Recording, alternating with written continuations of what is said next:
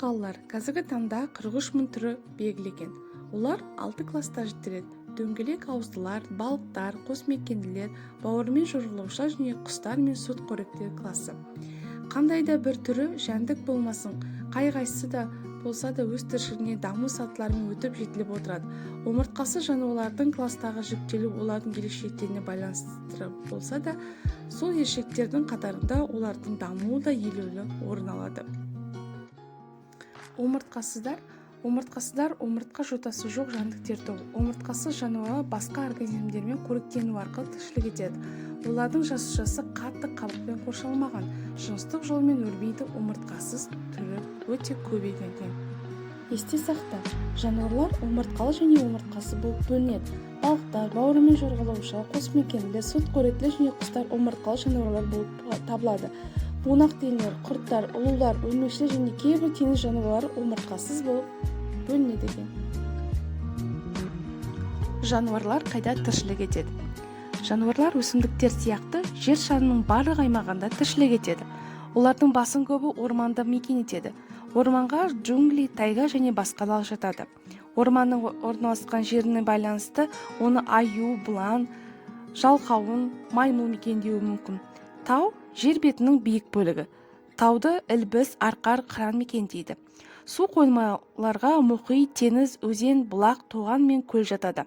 Су қоймаларда алуан түрлі жануарлар, дельфин, кит, камшат, құндыз түрлі балық тіршілік етеді.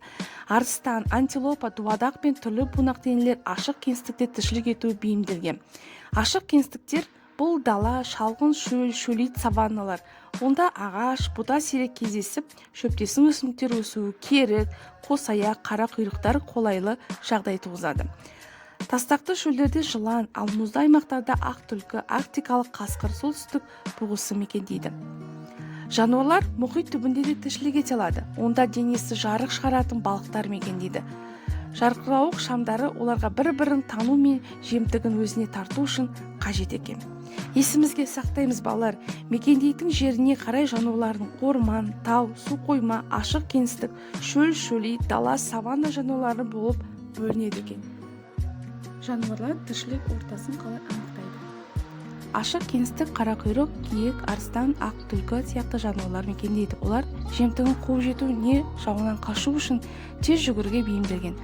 Шөп қалың өсетін ашық даланы кеміргіштер мен бунақденелер мекендейді. Шөл мен шөлейт жерлерде бауырымен жорғалаушылар көп кездеседі. Орманды жерлерде аю, бұлан, жабайы, қабан тіршілік етеді. Тропиктік ормандарда жалқауын, піл тіршілік етеді. Орман жануарларының көбі ағаштарға өрмелей алады. Су жануарларының денесі сүйірленіп келеді. Олардың жүзу қанаттары мен аяқ саусақтарының арасында жүзу жарғанақтары болады. Оларға құрбақа, суаршын, қандала, балық және басқалар жатады. Тау жануарларының жүні қалың болады. Арқар тәрізді жануарлардың жалпақ қозғалғыш тұяқтары болады. Тау құстары тез ұшады. Олардың жүні үлпілдек болады. Таудағы бунақденелердің түсі қара, қоңырқай болып келеді. Жануарлардың сыртқы бейнесі алдамшы болып келеді. Сырт қарағанда сүйкімді шағыл мысығы ыстық шөлді қатал жағдайларда бейімделген. Мұнда ол қосаяқты кесірткелерді тіпті улы жыландарды да аулайды екен.